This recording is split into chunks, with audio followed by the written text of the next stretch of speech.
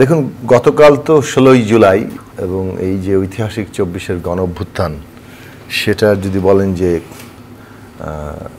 এক অর্থে মানে একটা পুরো মানুষের মধ্যে টার্নিং পয়েন্ট ছিল, ক্ষোভ বিক্ষোভ তো তুষের আগুনের মতো জ্বলছিল এবং 7ই জানুয়ারির মতো একটা আবারও আমি ডামি ফালতু মানে ভয়াবহ একটা নির্বাচন আমরা দেখলাম। সেরকম একটা পরে মানুষ যখন ক্ষুব্ধ এবং নানা দিক থেকে হতাশ, তখন পুরো মানুষকে যাকে বলে যে একটা মানে বারুদের স্তূপ হয়েছিল, সেইখানে একটা স্ফুলিঙ্গের মতো দেখা দিয়েছিল আবু সাঈদের এই বীরত্বগাথা। তো সেই জায়গা থেকে ধরেন গতকাল বাংলাদেশের ইতিহাসে একটা খুব গুরুত্বপূর্ণ দিন। আবু সাঈদ একটা নতুন উচ্চতা তৈরি করেছেন যে সমষ্টির প্রয়োজনে, জাতির প্রয়োজনে, জনগোষ্ঠীর প্রয়োজনে, নিজের কওমের প্রয়োজনে মানে জীবন উৎসর্গ করাটা কতটা মানে এবং করা কখনো জরুরি হয়ে পড়ে, এবং সেই কাজটা করতে তিনি যে এগিয়ে এসে যে মহত্তম দৃষ্টান্ত স্থাপন করেছেন, মানে একজন মানুষের জীবনের চাইতে মহত্তম কিছু হতে পারে না। সেইটা আসলে ওই জায়গাটা আমাদের নানাভাবে পালন করা দরকার।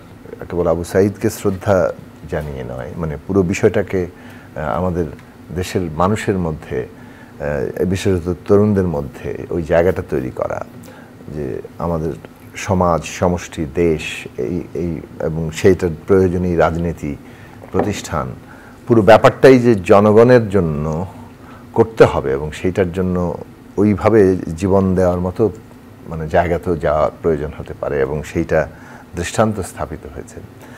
আমাদের ইতিহাসে তো অনেক লড়াই আছে গৌরবোজ্জ্বল, কিন্তু আবু সাঈদ আরেকটা মাইল ফলক তৈরি করেছেন।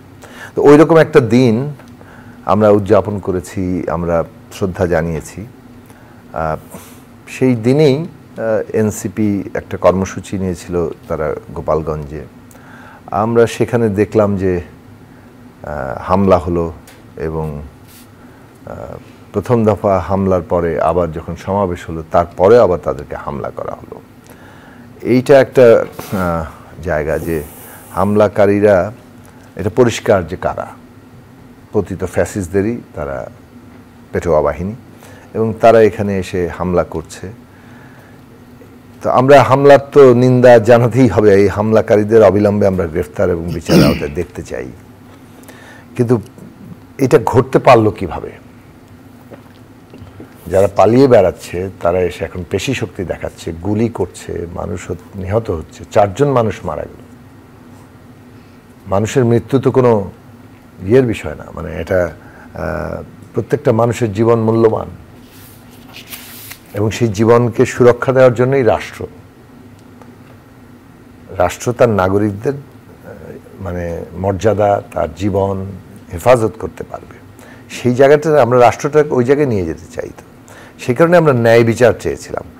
আমার মনে হয় আমাদের দলের পক্ষ থেকে আমরা প্রাথমিকভাবে কথা বলেছি, কিন্তু এখন প্রতি মুহূর্তে আরও কথা যোগ করছি। সেটা একটা হচ্ছে গ্রাউন্ড আছে যে ন্যায় বিচার আমরা চেয়েছিলাম, সেই ন্যায় বিচারের প্রক্রিয়াটা কিন্তু খুবই ধীর গতির এবং অনেক ক্ষেত্রেই যাকে বলে অপর্যাপ্ত। ধরুন এই কারা আমাদের 1600-র উপরে আমাদের ছাত্র, যুব, নারী, পুরুষ, শিশু, বৃদ্ধ, বাঙালি, চাকমা, মারমা, হিন্দু, মুসলমান, এই যে শাহাদাতের তালিকা, আপনি যদি এদেরকে যে হত্যা করলো, কারা হত্যা করলো? মানে আপনি কোনো এক জায়গায় 300 লোক 400 লোক মানে মামলা দিয়ে দিলেন, এটা তো তার মানে হচ্ছে আপনি পুরনো কায়দায় চালাচ্ছেন। এই মামলা টিকবে কি না, এবং এরকম আনআইডেন্টিফাইড অনেক লোককে এরকম রাজনৈতিক উদ্দেশ্য প্রণীত এইসব নানান কথা যুক্ত হয়ে আসবে। তাহলে দেখা যাচ্ছে যে খুনিরা তারা বুঝেছে যে জিনিসটা পুরনো প্রক্রিয়ায় চলছে, সো তারা এগুলোতে আর কেয়ার করে না। কিন্তু যদি আমরা, এটা কি খুব অসম্ভব কিছু ছিল?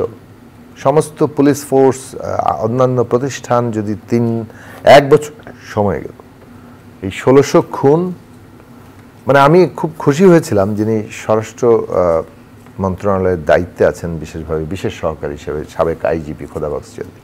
একবার তিনি বলছেন যে প্রতিটি খুনের ক্ষেত্রেই আলাদা আলাদা মামলা এবং এটা নিয়ে একটা ইনভেস্টিগেশন তারা করতে আগ্রহী। তো এটা কথাটা তো খুব ভালো, এবং সেইটাই তাদের মানে জোর লাগিয়ে করা হচ্ছে। সমস্ত ফোর্সেস, আমাদের প্রধান প্রায়োরিটি কাজগুলিতে তো আমার সবচেয়ে সামর্থ্যটা যুক্ত হবে।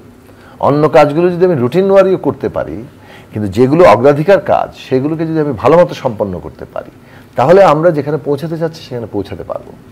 এই যে জায়গাটা, যে প্রতিটি কেস ইনভেস্টিগেট করা এবং কারা আসলে এর জন্য পারপেট্রেটর, তাদেরকে মানে অবশ্যই বাস্তবায়নকারী থেকে নির্দেশদাতা পর্যন্ত, এবং এইটাকে আমরা যদি করতে পারতাম তাহলে মানুষও দেখতো যে না, একেবারে পিন পয়েন্টের যারা এটার সাথে জড়িত তারাই এটার দ্বারা ইয়ে হচ্ছে, যেন তেন প্রকারে কাউকে হাজির করা হচ্ছে না। হ্যাঁ, রাজনৈতিকভাবে যারা আওয়ামী লীগের সমর্থন জুগিয়েছে তাদের ব্যাপারে কি করা হবে, কিংবা যারা এই ধরনের হত্যার সময় উস্কানি এবং জাস্টিফাই করেছে তাদেরকে কি প্রক্রিয়া আপনি আনবেন, সেটা একটা হিসাব। কিন্তু একেবারে সরাসরি খুনটি যে করেছে এবং যারা নির্দেশ দিয়েছেন তাদেরকে এটার জন্য লায়াবল করতে হবে, এবং সেটা যদি খুবই নিখুঁতভাবে করা হতো, আমি কথাটা একটু বাড়ালাম আজকে, যে তাহলে কিন্তু প্রত্যেকেই টের পেত যে আমাদের মানে কোনো রেহাই পাওয়ার সুযোগ। আমি একটু শেষ করি, এই জায়গাটা খুব গুরুত্বপূর্ণ। ফলে পুরনো কায়দা অব্যাহত থাকার ফলে আমার মনে হচ্ছে যে এরা আবার তাদের পেশি বাহু দেখাচ্ছে এবং গুলি করছে, হত্যা করছে, আবারও লাশের রাজনীতি, খুনের রাজনীতিতে তারা মেতে উঠেছে।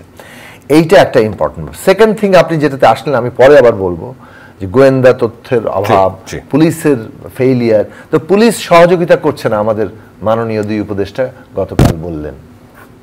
আচ্ছা, পুলিশ সহযোগিতা করছে না, 1 বছর ধরে পুলিশ এই সহযোগিতা না করার আপনার জবাবদিহিটা কি?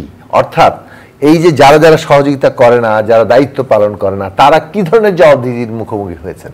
তাদের কি চাকরি থেকে বরখাস্ত করা হয়েছে, কিংবা তাদেরকে কি মানে কোনো শাস্তিমূলক ব্যবস্থা নেওয়া হয়েছে? তারা যে দায়িত্ব পালন করছেন না, গভর্নমেন্টের ট্যাক্সের পয়সায়, মানে জনগণের ট্যাক্সের পয়সায় গভর্নমেন্টের বেতন নিচ্ছেন, এবং তারা দায়িত্ব পালন করছেন না, তারা স্যাবোটাইজ করছেন, দেশের আইন শৃঙ্খলা পরিস্থিতি খারাপ করছেন, রাজনৈতিকভাবে অস্থিতিশীল করে তুলছেন, দেশের অর্থনীতি এবং মানুষের জীবন হুমকির মধ্যে ফেলছেন। Is it a joke?